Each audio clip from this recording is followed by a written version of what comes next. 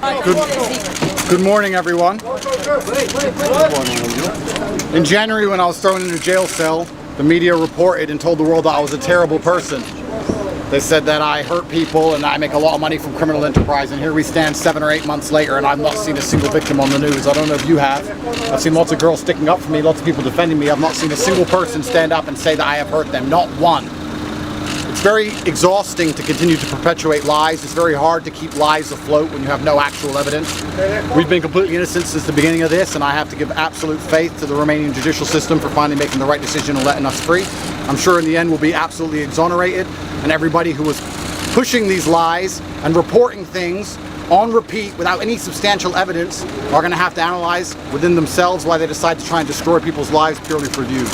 I've done nothing wrong. God knows I've done nothing wrong. In my heart, I know I've done nothing wrong. I think the people at home who with a functioning brain understand we've done nothing wrong, because nobody has yet to identify a single victim which is saying that we've done anything to them since the beginning of this entire process. Once again, absolute respect to the judge, respect to Romania, respect to the Romanian judicial system. I look forward to being completely exonerated in due time. Thank you. How are you feeling about it? Can you go to the mountains now? I spent 3 months in a jail cell, in a dungeon, with cockroaches sharing my blanket with me. 3 months. Then I finally got released. 7 months I've been locked in my house, and today a judge decided to let me go. I want everybody at home to understand exactly why that is.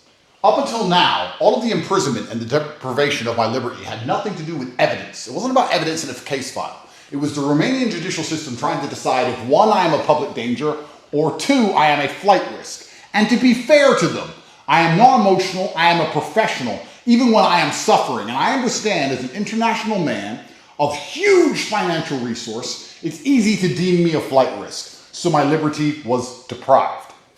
Only recently I was charged. This indictment appeared.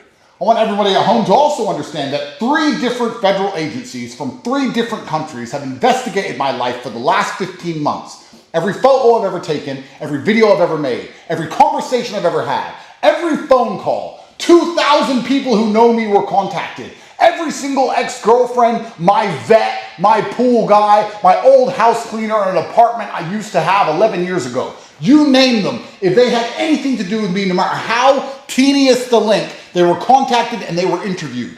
Hotlines were set up. Billboards were made. Has Andrew Tate ever hurt you? Do you have any information on Andrew Tate? The media was offering £50,000 for anybody who would give a negative story to me. Find another man who has hundreds of ex-girlfriends and not a single one of them rolled on me. Not a single one of them for money would say I'm a bad person. In fact, they would all say the opposite and defend me and stick up for me. You want to talk about a man of moral fiber? Find another man who can go through that. There's not another man on the street you can find whose ex-girlfriends who wouldn't turn on him.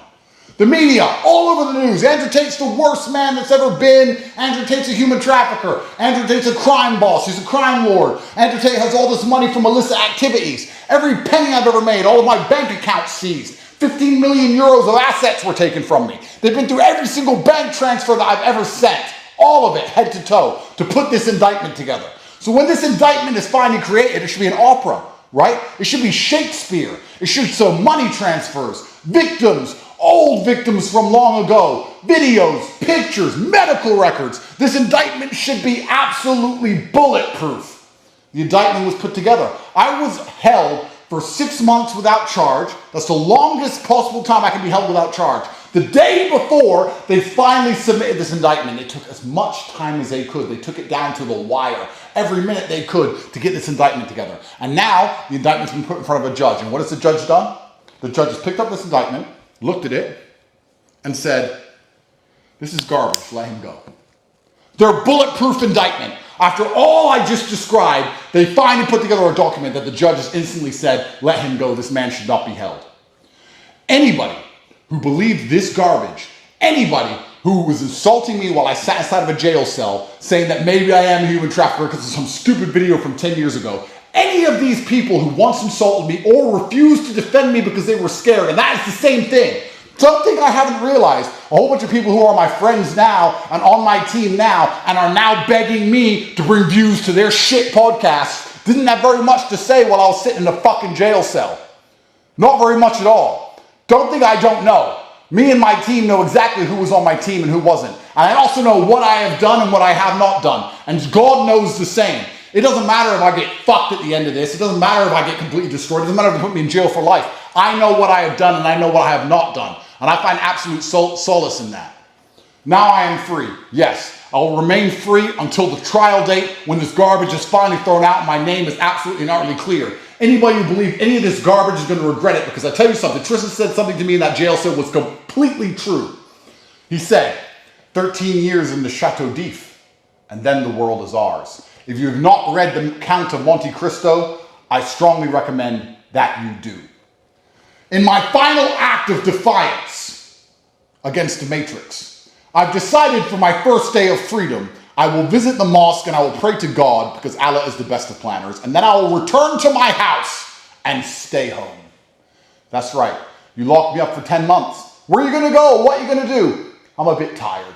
I'm going to stay in my house. That's what I'm going to do. I only want to talk to God, and I want to be by myself. I don't want to talk to any of these snakes, any of these people on the internet trying to get views out of me, any of these people who pretend they support me and give a shit. When I really, when it gets down to the wire, it's me in a jail cell, me and my brother by ourselves, and all these other people don't seem to fucking give a fuck until there's views involved. Lies get tired. Lies get exhausted. It takes untold energy to continue to prop up a lie. It goes against the laws of physics. There's only so many times you can tell the world I'm a human trafficker with no evidence. Where's the girls? Where's the videos? Where's the victims? Where's the pictures? There's nothing. How many times can you continue to repeat the same garbage with no evidence? Nobody believes it. The moral arc of the universe bends towards truth. And I tell you something, when I am released from all of this, I'm going to use my massive platform and enormous financial capability to launch a charity to prevent this happening from any man ever again. This is enough, and it's going to have to stop, and I'm going to stop it.